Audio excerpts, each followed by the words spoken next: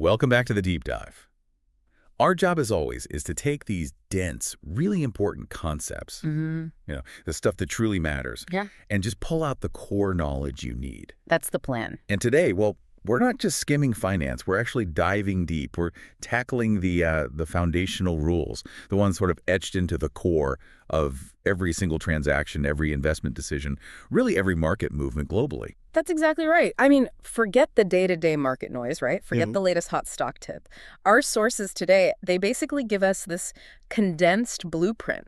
It's like the 10 most important financial principles. And these aren't just suggestions. They're like immutable laws. If you strip away all the complexity, of global capital markets, these 10 truths, they're what's left standing. Okay, so we're aiming for something like a definitive masterclass here. Yeah. Our mission, really, is to go way beyond just defining terms. Yeah, definitions only get you so far. Exactly. We want you, the listener, to internalize the meaning and maybe even more importantly, how these principles apply. Like, if you can really grasp these 10 rules, you basically understand the operating system of global finance. That's a great way to put it, the OS. Yeah, how capital gets allocated, how risk gets measured, how value is, ultimately created and sometimes destroyed. And these principles, they aren't tied to one place or one time. They're truly universal. They define the sort of boundaries of rational economic behavior, whether you're, running a massive sovereign wealth fund or just figuring out your own retirement plan. Right. So to kick things off, we really have to start with what we might call the Foundational Trinity. These are the concepts that define value itself: time, cost, and explicit risk. Okay, let's unpack that. We're jumping straight into probably the absolute cornerstone of modern finance, right? This whole relationship between value and time. Yeah, principle number 4, it's the bedrock, really. A dollar today is not worth the same as a dollar tomorrow. It sounds almost too simple, doesn't it? Maybe intuitive. It does, yeah. But this single idea, this principle, it's the mathematical engine behind, every discounted cash flow analysis, every bond valuation, every single loan calculation out there. Okay, so we know intuitively, like you said, that having money now is better. But why specifically?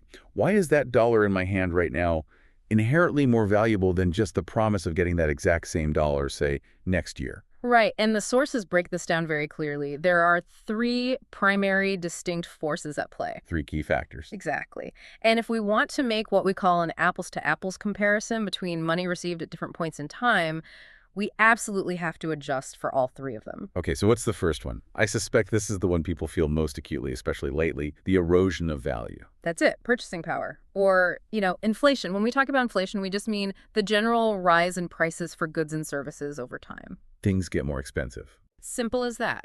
If prices go up by, say, 3% in a year, then the dollar you get next year, it's only going to buy you about 97 cents worth of stuff compared to what a dollar buys today. And crucially, in finance, this forces us to make a distinction. We have to separate the nominal interest rate, that's the rate they quote you on a loan or investment, from the real interest rate. Which is adjusted for inflation. Precisely. The real rate is just the nominal rate minus the inflation rate. And only the real rate tells you if your purchasing power is actually growing. If your money's just sitting under the mattress, well, inflation is actively eating away at its real value. So accepting a future dollar means accepting that almost certainly its buying power will be less. Yeah. Okay, what's the second factor? This one sounds a bit more precarious. It is. That's uncertainty. This factor accounts for the risk, the possibility that the future dollar might not even show up at all. Right, the promise might be broken. Exactly. Every single promise of a future payment, whether it's a bond coupon payment, money owed to you from a sale, a stock dividend, it carries some level of default risk. The entity making the promise might fail. The further out in time that promise is. The higher the risk, absolutely. The company or project generating that cash flow might run into trouble, face lawsuits, maybe just cease to exist. There's just more time for things to go wrong. And this is why, for example, a 30-year government bond usually pays a higher interest rate, a higher yield than, say, a 1-year Treasury bill, even if they're both backed by the same government. That's a perfect illustration. Same credit quality, theoretically, but the sheer length of time, that 30-year span, it just increases the possibility of unforeseen events, global stuff, economic shifts, things that could impact the government's ability to pay way down the line. So the market demands extra compensation for that time horizon. Exactly. You need a higher return, what we sometimes call a longer duration premium, simply for taking on that extra layer of uncertainty over such a long period. That risk exposure significantly reduces how much we value that future promise today. Okay, inflation erodes value, uncertainty questions if you'll get it at all. Yeah.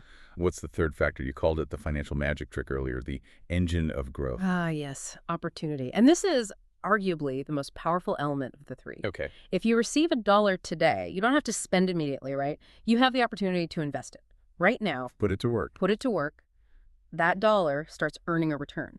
And then, crucially, that return itself starts earning a return. That's the magic of compounding. Interest on interest. Exactly. $1 received today has the immediate opportunity to start compounding, potentially exponentially, over whatever time period we're looking at.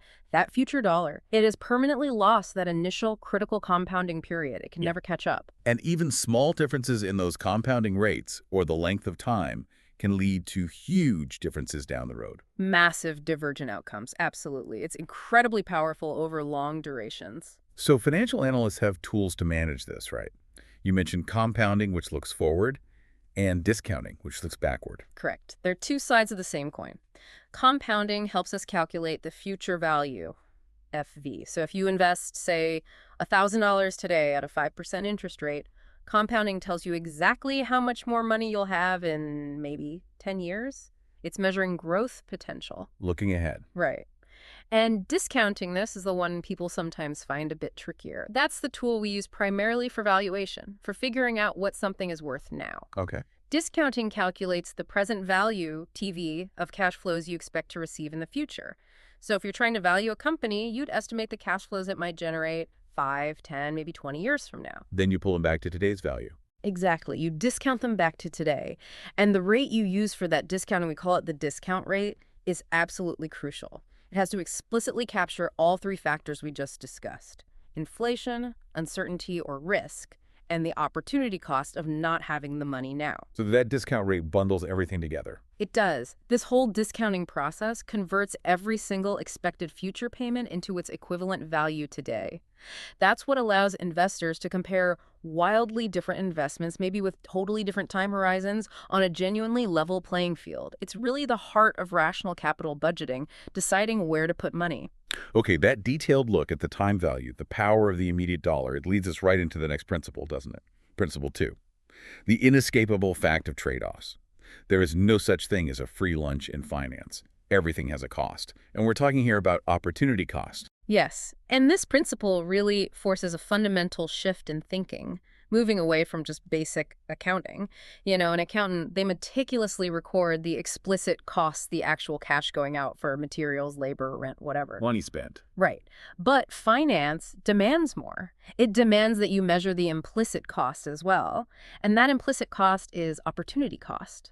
It's the value, the return you forego from the next best alternative use of that same resource, usually capital. So let's say a company manager decides to fund a big internal R&D project. The true financial cost isn't just the millions they spend on scientists, labs, equipment. Absolutely not. That's just the accounting cost. The financial cost of that R&D project must also include the best possible return the company could have earned if they had taken that same capital and done something else with it, their second best option. Like what? Well, maybe acquiring a smaller competitor that they know is profitable, or perhaps issuing a special dividend to shareholders, or even just paying down some high-interest debt they're carrying. So if that alternative path, let's say paying down debt, offered a guaranteed saving, effectively a return of 12%, then that internal R&D project, it has to clear that 12% hurdle just to break even in a true financial sense. Even if it makes some profit, if it's less than 12%, it wasn't the best use of capital. Wow, okay. That makes financial analysis instantly much, much more rigorous. Because you can't just look at a project on its own merits. You have to actively compare it against every other viable thing you could have done instead. You have to. And this leads to a really crucial warning that comes up in the source material. If some potential profit opportunity looks free, or maybe just way too good to be true, offering huge returns with apparently no downside. There's probably a hidden cost. Exactly. It likely conceals some unacknowledged or unquantified risk, or, alternatively, a massive opportunity cost you haven't considered. That hidden unmeasured risk is effectively the opportunity cost of tying up your capital in something potentially very volatile or flawed. Okay, so let's take an example. Maybe a pension fund is looking at two different asset managers. Manager X offers a pretty steady, reliable 7% return. Manager Y is promising 15%, but, well, their strategy involves investing in really complex, maybe illiquid assets. All right. The cost of choosing Manager X isn't just the fees, it's the foregone potential 8% difference from Manager Y. That's the opportunity cost on the return side. But the cost of choosing Manager Y isn't just their fees either. It's also taking on all that implicit risk, the complexity, the illiquidity that the safer Manager X didn't have. Precisely. That's the opportunity cost on the risk side. You always have to ask, what am I giving up in terms of potential return or in terms of safety and liquidity by making this specific choice? And failing to calculate this, that's where capital gets wasted. It's the single quickest path to misallocating capital. This happens a lot in big companies, where maybe managers pursue pet projects that might deliver a positive return, maybe 10 or 15%, but it's still suboptimal. Because the money could have done better elsewhere. Right. If the company's hurdle rate, based on its best alternative use of capital, is actually 20%, then pursuing that 15% project has effectively destroyed 5% of potential shareholder value, even though it looked profitable on paper. So the big lesson here, sound financial decision-making isn't just about tracking the cash you spend, the explicit costs. It absolutely requires measuring just as carefully those implicit costs, the opportunities you gave up. You got it. And figuring out that implicit cost, especially the risk aspect of what you're giving up, leads us perfectly into our third foundational principle. Actually quantifying risk. All right, we're moving to the third leg of this foundational trinity, Principle 3. It states that risk is fundamental and must be explicitly considered in all financial decisions. I mean, after talking about the uncertainty built into the time value of money, it seems obvious we have to get a handle on quantifying it. It's completely unavoidable. In finance, when we talk about risk, we're essentially talking about the chance that the actual return you get from an investment will deviate, maybe significantly, from the expected return you were hoping for. It could be better, could be worse. Could be better, could be worse. We're trying to measure that potential variability, that spread of possible outcomes. So if an investment has like a really tight range of possible returns, maybe it's expected to return 5%, and the worst case is 4%, best case is 6% that's considered lower risk, even if the return isn't huge. That's right. Lower variability equals lower risk, generally speaking. And conversely, if it has a super wide, volatile range, maybe the expected return is 20%, but you could realistically lose 50% or maybe gain 100%.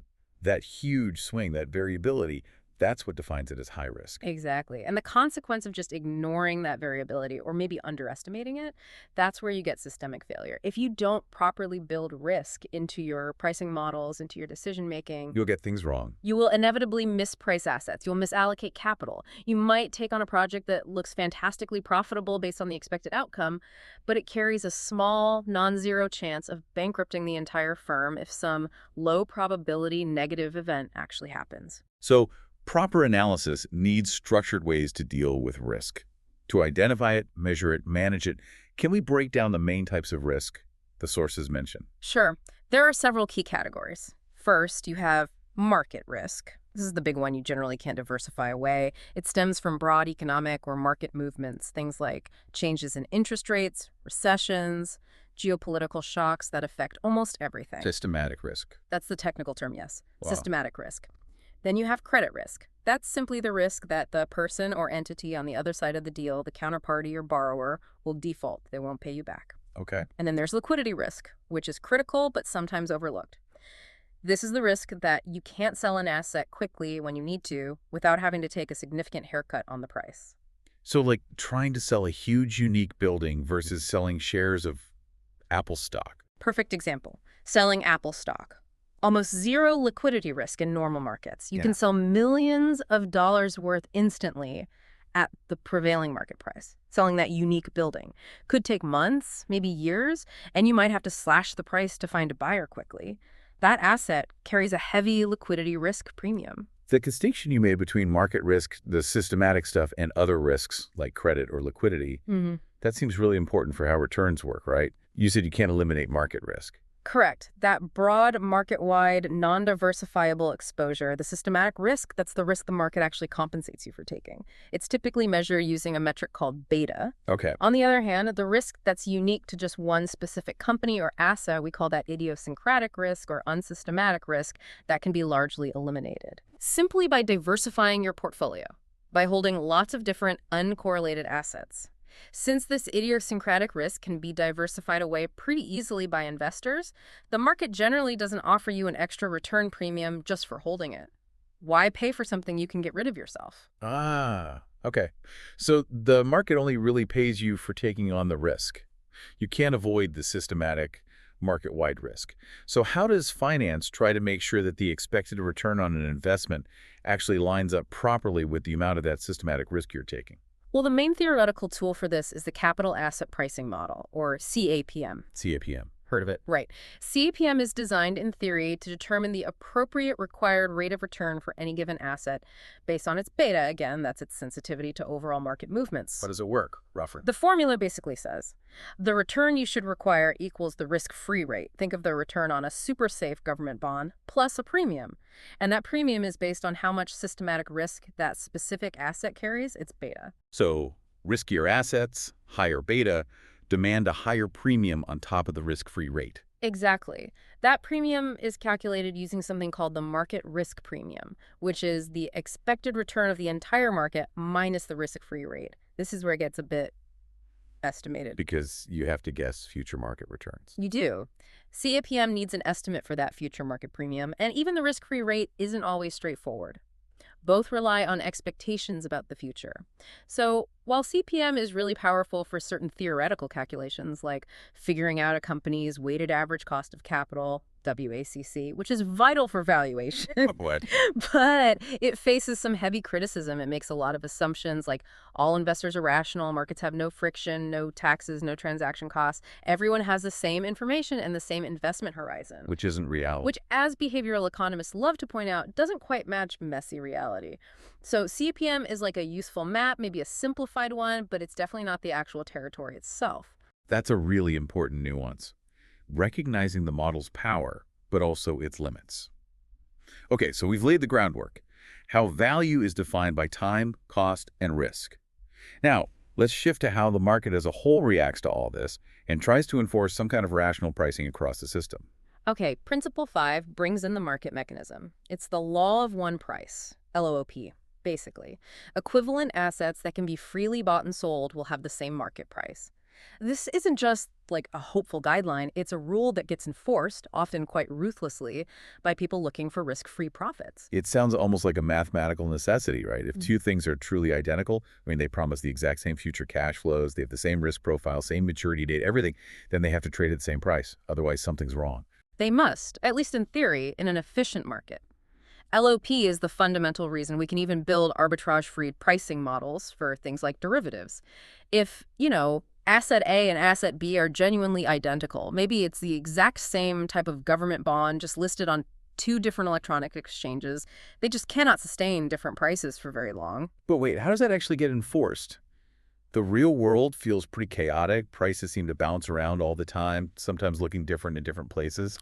It's enforced by the actions of arbitrageurs. These are traders specifically looking for these tiny price discrepancies. The loophole finders. Sort of, yeah. Let's say asset A is trading at $100 on exchange 1, and the identical asset B is somehow trading at $101 on exchange 2. An arbitrager spots this. What do? Buy low, sell high. Instantly and simultaneously. They execute a risk-free trade. They buy asset A at $100, and at the exact same moment, they sell or short sell asset B at $101.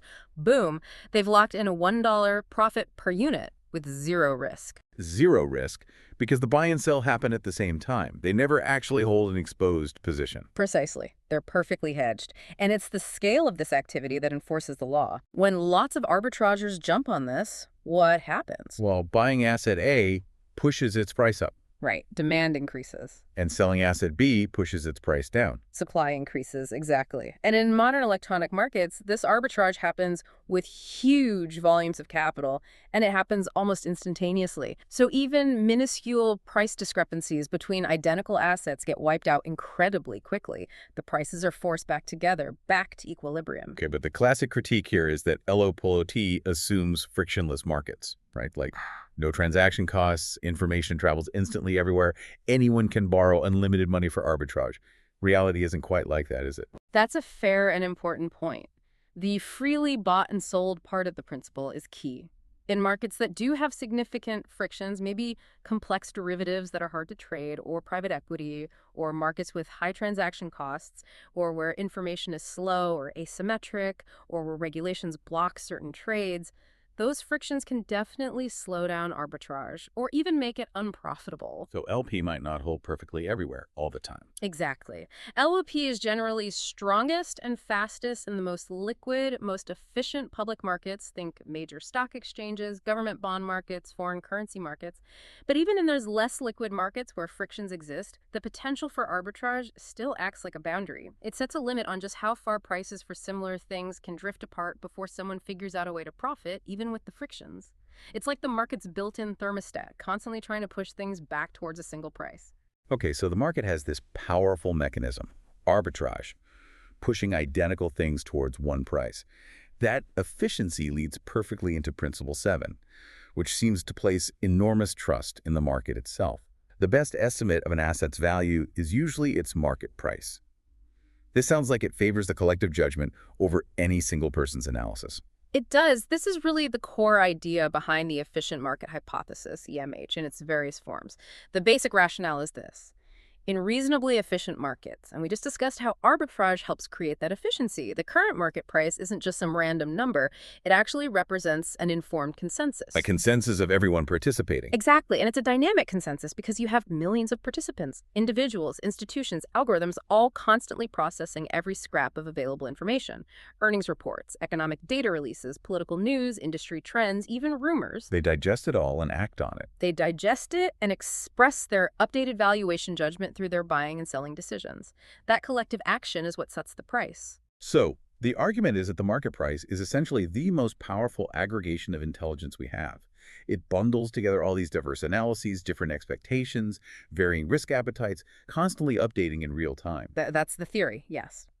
A single financial analyst, even with a super sophisticated, internally perfect valuation model, is often working with less information and potentially more biases than the entire market collectively. The market price reflects not just fundamental value estimates, but also things like current liquidity conditions, overall risk sentiment, flows of funds, things a single model might miss. Okay, but here's the big challenge, the obvious question.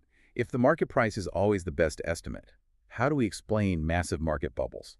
Like the dot-com bubble in the late 90s or the U.S. housing market leading up to 2008. In those cases, the informed consensus was demonstrably, catastrophically wrong. Prices were way off fundamental value. Yes. Doesn't behavioral finance show pretty clearly that emotions like fear and greed can completely hijack rational pricing? That is an absolutely excellent and necessary counterpoint. We have to qualify Principle 7.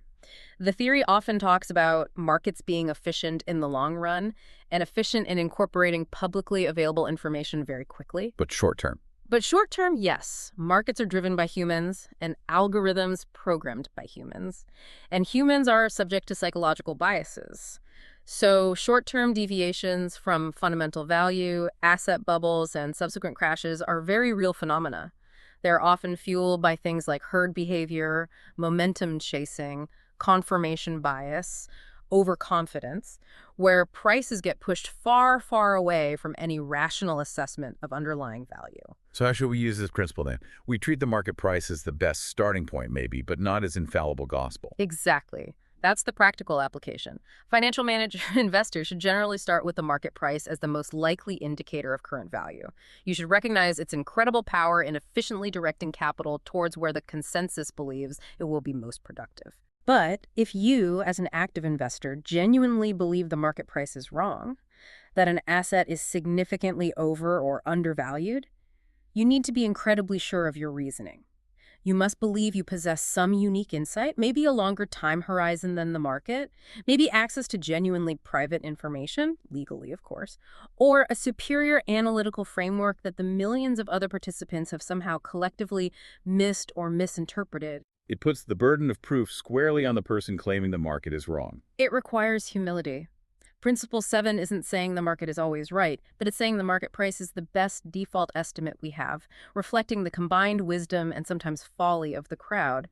Deviating from it requires extraordinary justification. That distinction, theoretical efficiency versus real-world behavioral finance, is absolutely critical for anyone trying to navigate markets. It truly is. It's what separates just reading the textbook from actually trying to make money or manage risk effectively. The market price is a powerful signal, efficiently directing capital based on perceived opportunities and risks. But that perception itself can get temporarily, sometimes dramatically, warped by human psychology. All right, moving on to Principle 10. This one feels like it solidifies the fundamental bargain, the core transaction in all of finance. There is a positive trade-off between risk and expected return. This seems like the practical rule driving every single investment choice. It really is. At its heart, it's just simple, rational choice theory applied to investing money. In any reasonably rational market, nobody, well, almost nobody, is going to willingly accept a higher risk of losing their money without getting something extra in return. An incentive. An incentive, and that incentive must be the prospect, the expectation of earning a higher return. It's straightforward. If you have two potential investments and they both offer the exact same expected return, any rational investor will always pick the one with lower risk. Why take more risk for the same potential reward? And we have to keep emphasizing expected return here, right? Because taking on higher risk means the possibility of a big loss is very real. You're not guaranteed that higher return. You're just being compensated for the chance of loss. That's absolutely crucial. Expected return is just the probability-weighted average of all possible outcomes. The higher risk means those outcomes are spread wider, including potentially large negative ones. Can you give a concrete example? Sure, think about bonds. Contrast a highly rated investment-grade corporate bond from a very stable company with, say, a high-yield bond, sometimes called a junk bond, from a company that's maybe struggling or has a lot of debt. Okay. The investment-grade bond, it carries very low credit risk, very low chance of default. Therefore, it offers a relatively lower, safer return or yield. The high-yield bond, on the other hand, has a materially greater risk that the company might default and not pay you back. That's significant credit risk. So to get anyone to buy that risky junk bond, To incentivize investors to actually bear that extra default risk, the expected return, the yield offered, must be substantially higher than the yield on the safe investment-grade bond. and if it isn't, if a company tries to issue a risky bond, but only offers a tiny bit more yield than a safe one, The market will instantly reject it. Nobody will buy it at that price. Investors will demand a higher yield, pushing the price down, until the expected return adequately compensates for the perceived risk. That's the risk-return trade-off enforcing itself in real time. this relationship, risk versus expected return, it's often shown visually in finance textbooks, right? The source material mentions the security market line, SML. Yes, the SML is the classic graphical representation of this principle, stemming directly from the CAPM we discussed earlier. So what does it plot? It plots risk on the horizontal x-axis specifically, systematic risk, or beta against expected return on the vertical y-axis. And the line goes up from left to right. It must slope upwards. If it didn't, it would imply you get lower returns for taking more risk, which makes no sense. The starting point on the y-axis, where risk beta is 0, is the risk-free rate. The slope of the SML itself represents the market risk premium, that's the additional expected return the market demands, on average, for taking on one extra unit of systematic market risk. And in theory, where should individual stocks or assets sit relative to this line? Theoretically, every single security should plot directly on the SML. If an asset somehow plots above the SML, the market would see it as potentially undervalued. It's offering too much expected return for the amount of systematic risk it carries. People would rush to buy it, pushing the price up and the expected return down back towards the line. And if it plots below the SML? It's seen as overvalued, not enough expected return for its risk. People would sell it, pushing the price down and its expected return up, again back towards the SML. So for an individual investor, the practical application here is all about building a portfolio. It's not just about chasing the highest possible return or trying to eliminate all risk, but finding the right balance. Absolutely. Portfolio optimization is the name of the game. The investor's task is to figure out where they want to be on that risk-return spectrum. They need to construct a portfolio that sits at a point on the SML, or more accurately, on a related concept called the capital market line, which includes diversification that perfectly aligns with their own specific individual risk tolerance and their financial goals. Like, are you saving for a house deposit in 2 years? Or are you investing for retirement in 30 years? Exactly. Are you in a wealth preservation phase, needing safety and income? Or are you in a high-growth accumulation phase, able to tolerate more volatility for potentially higher long-term returns? Your personal situation dictates where on that risk-return curve your investments should ideally sit. Understanding this trade-off is absolutely central to sensible asset allocation and risk budgeting. Okay, so we've covered the core math of value time, cost, risk, and how the market mechanisms try to enforce efficiency and rational pricing. Now, let's pivot a bit. Let's talk about the strategic side of decision-making, acknowledging that our models aren't perfect and managers need ways to deal with the inevitable uncertainty and surprises. All right, principle one. This is where strategy really enters the picture. Flexibility in financial decisions has value, and the greater the uncertainty, the greater that value. This principle brings in the idea that just having the option to change your mind later is intrinsically valuable. So this moves us beyond those rigid valuation models we talked about, the ones that assume you just set a plan and follow it no matter what. This recognizes that managers can and should adapt as things change. Precisely. This is the whole concept of real options. Now, a real option isn't like a financial option traded on an exchange. It's the inherent value that comes from having the right, but importantly, not the obligation to alter a business or investment decision at some point in the future based on how things unfold. What are some common examples? Well, the classic ones are things like the option to expand a project if it turns out to be way more successful than expected, or the option to defer making a huge capital investment until you have more clarity on market conditions or technology. Or, crucially, the option to abandon a project that's clearly failing, cutting your losses and salvaging whatever value remains. Okay, so in a standard discounted cash flow DCF valuation, we calculate the net present value, NPV, Yeah. based on a single fixed forecast of future cash flows. Real options thinking says that's too simplistic. It does, because standard DCF assumes a passive management approach. You make the investment, and the cash flows just happen. Real options analysis explicitly recognizes that active management can step in and change those future cash flows if new information comes to light. How does that change the valuation? It captures value that DCF misses. Specifically, it better captures the upside potential, like the option to expand a winner. And it helps limit the downside risk, like the option to abandon a loser. This value of flexibility is almost like buying insurance against being locked into a single rigid path that might turn out to be suboptimal. And the principle specifically says that uncertainty makes this flexibility more valuable. Why is that? Think about it. If the future outcome of a project was perfectly certain, perfectly predictable, then the right to change your mind later wouldn't be worth much, would it? You know the best course of action right now, so you'd just commit to it. Right, no need for options if the path is clear. Exactly. But when uncertainty is high, maybe you're developing a brand new technology or entering a market where future regulations or commodity prices are incredibly volatile and unpredictable, then the option to wait, to delay commitment, to gather more information, or to have the ability to scale up or down later, that flexibility becomes exponentially more valuable. Because the range of possible futures is much wider. Precisely. The greater the volatility or uncertainty, the greater the chance that the future scenario could turn out to be either extremely good or extremely bad. The option gives you the ability to capitalize on the extreme good, expand, while protecting yourself from the extreme bad, abandon. Standard NPV analysis often underestimates value in highly uncertain situations because it doesn't properly price these embedded options. Can you give some real-world examples of companies effectively paying a premium to maintain this kind of flexibility? Sure. A classic one is in manufacturing or capital expenditure. Instead of designing and building a factory that's hyper-specialized and can only produce one specific product very efficiently, a company might choose to invest more money up front to build more flexible production facility.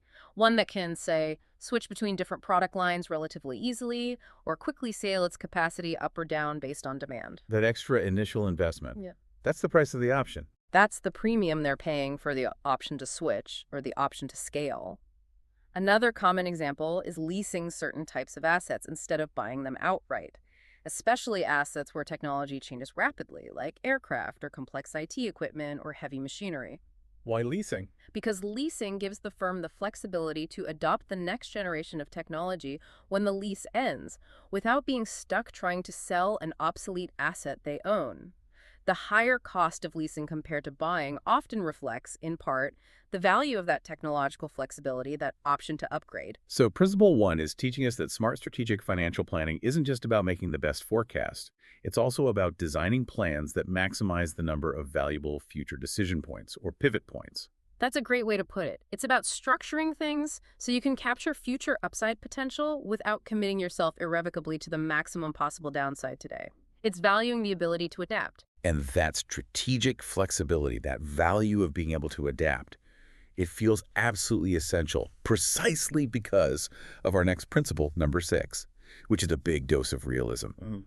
Every model is an incomplete, simplified description of a complex reality.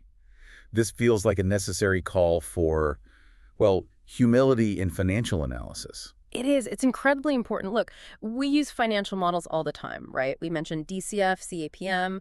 There's the Black-Scholes model for pricing options, various risk management models like value at risk or VAR. They're essential tools. They are absolutely indispensable tools. They help us organize incredibly complex data, structure our thinking, and attempt to quantify relationships and forecast potential futures. We couldn't function without them. But the principle says they're incomplete. Simplified. Exactly.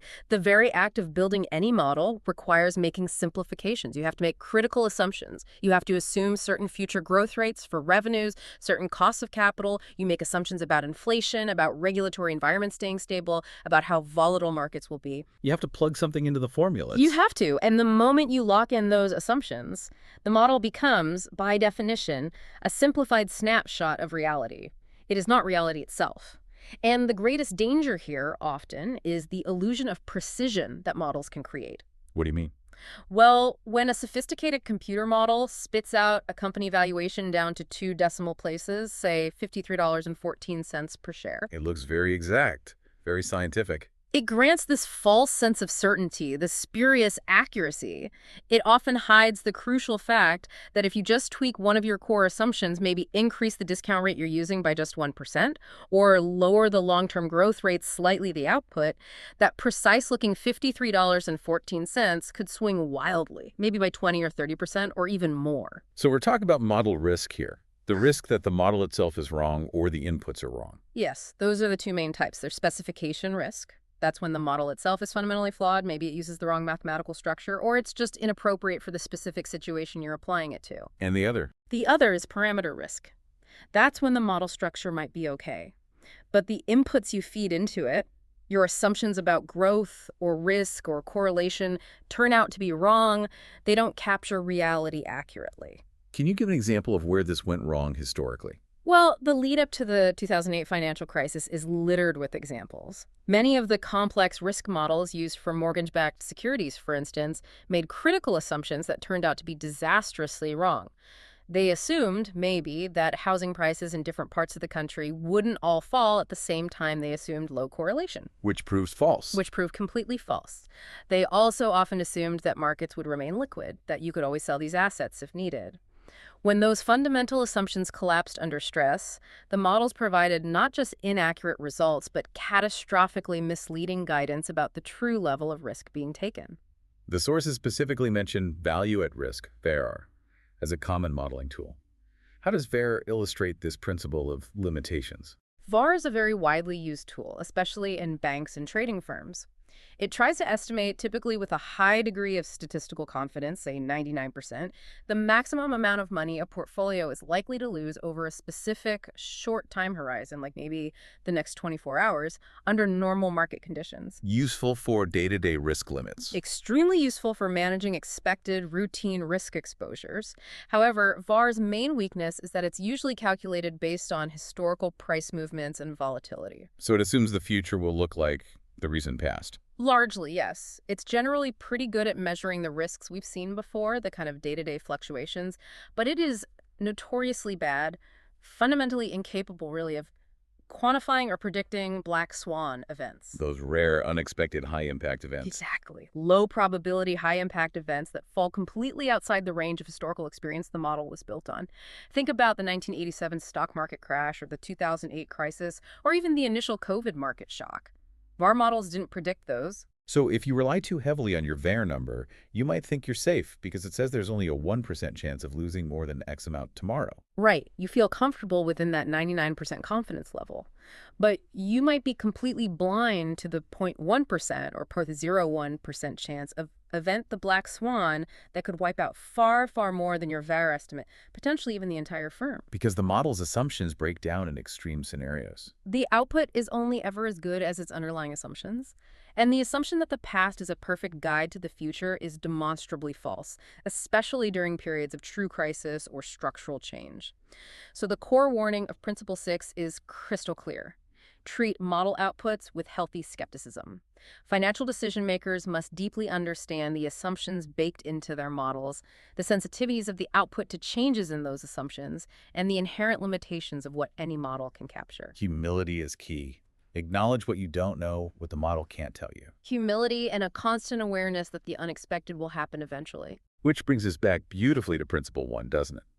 If Principle 6 tells us that our models will eventually fail us or prove incomplete, Then Principle 1 tells us we absolutely must value and perhaps pay a premium for the flexibility, the option to change course when that inevitable imperfection is revealed. they really are two sides of the same coin. The unavoidable reality of uncertainty means we have to build adaptability and options into our financial strategies and structures from the outset.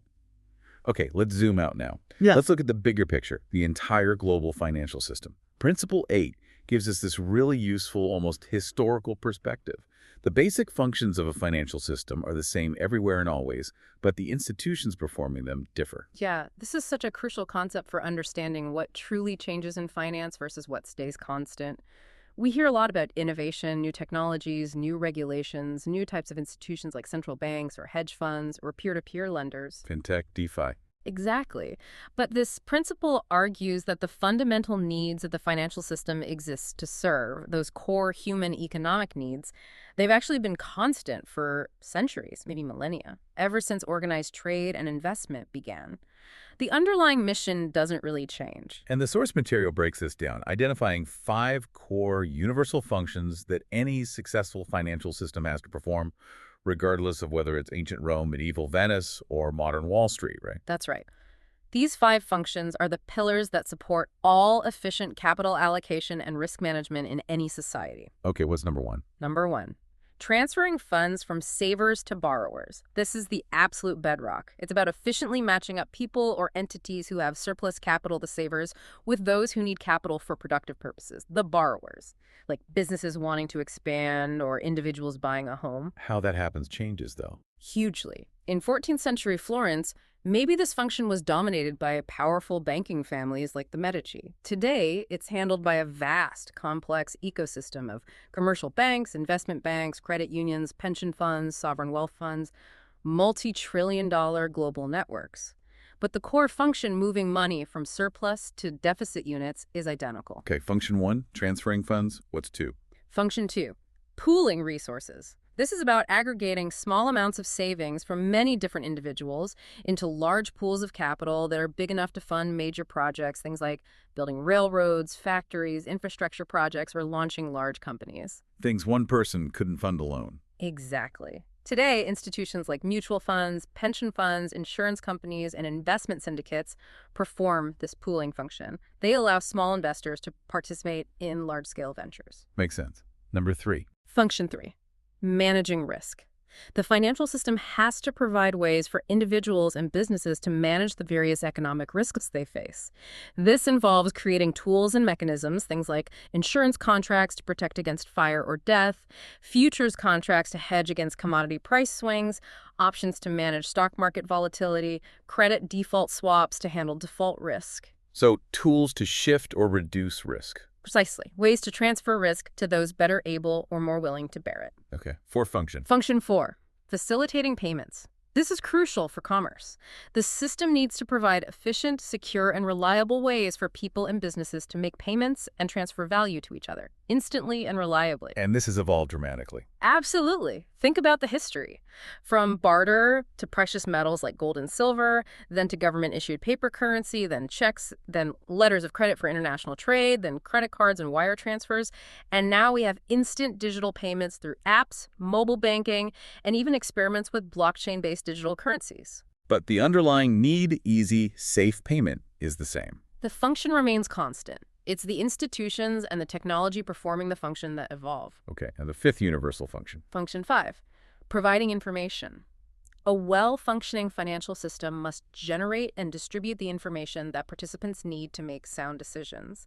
This includes things like accurate market prices for assets, standardized accounting reports from companies so you can compare them, credit ratings for borrowers, economic forecasts, research reports. All the data needed to assess value and risk. Exactly. Information reduces uncertainty and helps capital flow to its most productive uses.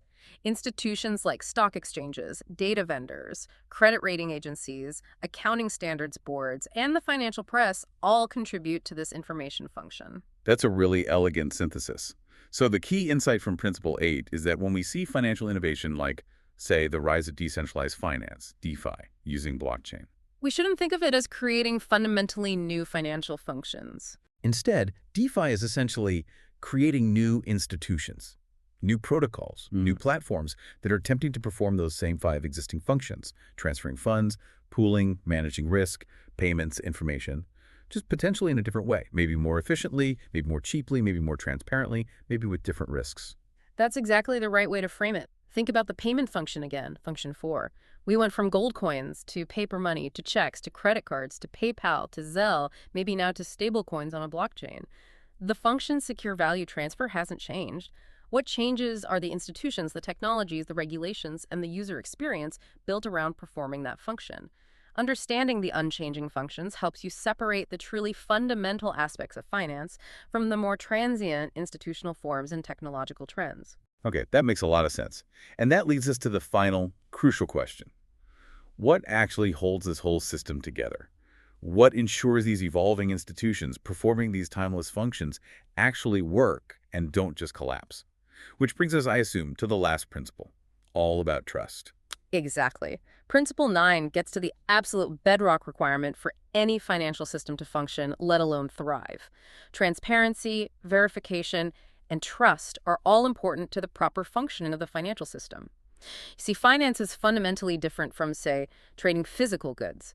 So much of finance involves promises about the future. Promises to repay a loan, promises embedded in a stock price about future earnings, promises in an insurance contract. Precisely. It's a system built almost entirely on chains of future promises. And the essential lubricant, the fuel that makes those promises credible and allows the system to operate smoothly, is confidence, belief, trust. And if that confidence evaporates, if confidence collapses, the whole system can seize up almost instantly.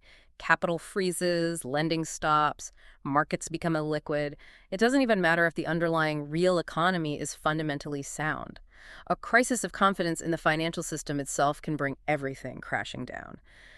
So these 3 elements, transparency, verification, and trust, they are the essential pillars that create and, more importantly, sustain that vital confidence. Okay, let's break them down. First, transparency. What does that mean in this context? Transparency means providing clear, understandable, comprehensive, and timely information about what's actually going on.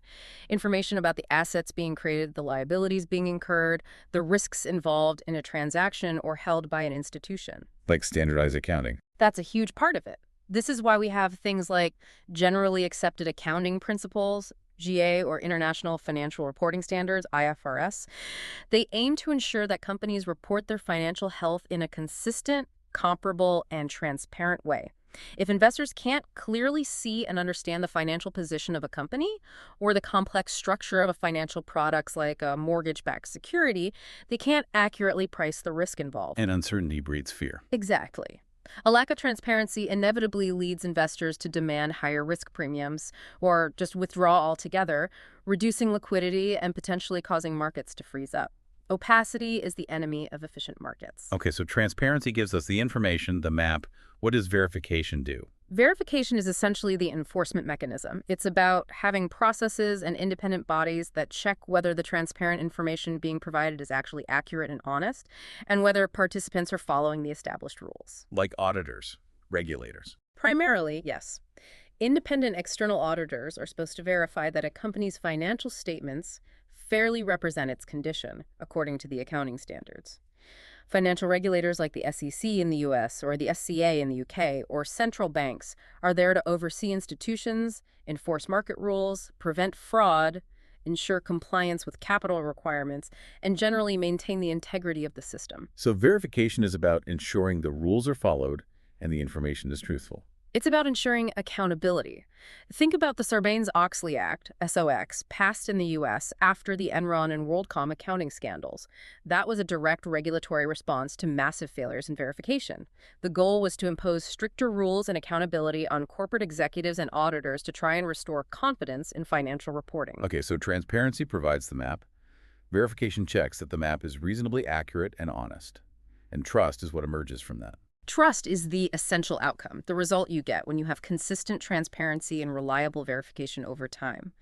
Trust is the collective belief, the shared expectation that contracts will generally be honored, that institutions are fundamentally sound and won't just disappear with your money, that regulators are doing their job, and that markets are, broadly speaking, fair and not rigged. It's the feeling of safety. It's the belief that the system works as intended. When you deposit money in a bank, you trust the institution is solvent, or at least that deposit insurance and regulation provide a safety net. When you buy a corporate bond, you trust that the company's audited financial statements give a reasonably fair picture of its ability to repay you. Without that baseline level of trust, people wouldn't participate. The system wouldn't exist. And what happens when one of these pillars crumbles? When transparency fails or verification breaks down? The consequences are almost always catastrophic. If verification fails, maybe due to widespread accounting fraud like Enron, or if transparency fails, perhaps because risks are hidden off balance sheet or within complex opaque derivatives, as we saw in the run-up to the 2008 crisis, then trust evaporates, often very suddenly. And then you get panic. People rush to pull their money out of institutions they no longer trust. A bank run. Lenders stop lending to each other because they don't know who is solvent, a credit freeze. Markets for previously traded assets become instantly illiquid because nobody trusts the valuations or the counterparties. The entire financial system can fail, not necessarily because of a fundamental lack of capital in the system overall, but simply because the trust, the confidence required for transactions to occur, has vanished. So the integrity of these three pillars, transparency, verification, trust, it's almost paradoxically the most critical non-mathematical component in the whole field of finance. I think that's absolutely right. It truly underscores the point that finance, despite all its complex models, sophisticated mathematics, and algorithms, ultimately remains a deeply human system. It's a social construct built on collective belief and confidence. Billions of transactions a day, all resting on that foundation. It's the human element, scaled globally. Yeah. Hashtag tag outro. Wow. Okay, so we have made it through this deep dive into the 10 governing principles of finance. We covered quite a bit. Those foundational rules defining time value of money, opportunity cost, and explicit risk. Then how markets try to enforce efficiency through the law of one price, the wisdom of the crowd and market prices, and that fundamental risk-return trade-off. Then we looked at the strategic layer, the crucial value of flexibility when dealing with uncertainty, and the equally crucial need for humility, recognizing the limits of our models. And finally, we zoomed out to the whole system, understanding the universal functions finance always performs, even as institutions change, and recognizing that the entire structure rests on the pillars of transparency, verification, and ultimately, trust. And taken together, these 10 principles really do provide an essential lens, a powerful framework for you, the listener, to analyze pretty much anything you encounter in the world of finance. Whether it's reading the financial news, assessing an investment pitch from someone, or thinking about a new government economic policy. You can apply these principles. You can immediately start asking the right rigorous questions. Is the promised return here adequately compensating for the systematic risk involved, or is there hidden idiosyncratic risk? Is the valuation being presented explicitly accounting for the opportunity cost of capital?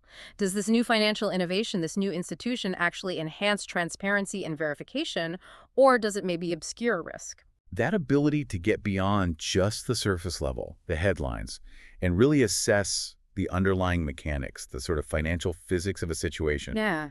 that feels like the key takeaway. It is. It's the difference between just passively reacting to market noise and proactively analyzing the fundamental forces that are actually driving things. Developing that critical context. Exactly. And just as we wrap up, maybe we can circle back briefly to two principles that seem to exist in this constant productive tension with each other. Principle 1, which tells us to value flexibility because the future is uncertain. And Principle 6, which reminds us that all our models for predicting that future are inherently flawed and incomplete. Right. We know our sophisticated valuation models, our complex risk models, no matter how much math we throw at them, are ultimately just imperfect descriptions of reality. They're built on assumptions that might be wrong, and we know that relying too blindly on their precise-looking outputs can lead to disaster. So we want to leave you with a final, maybe provocative thought. It's the kind of question that keeps serious risk managers up at night.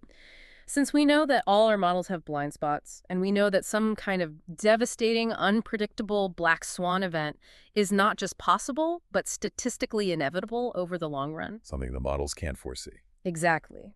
How should that fundamental impossibility of perfect prediction, that irreducible uncertainty, affect how we value the flexibility described in Principle 1? In other words, how much should that real option value the value of having the ability to defer commitment or abandon a course or switch strategies actually be worth?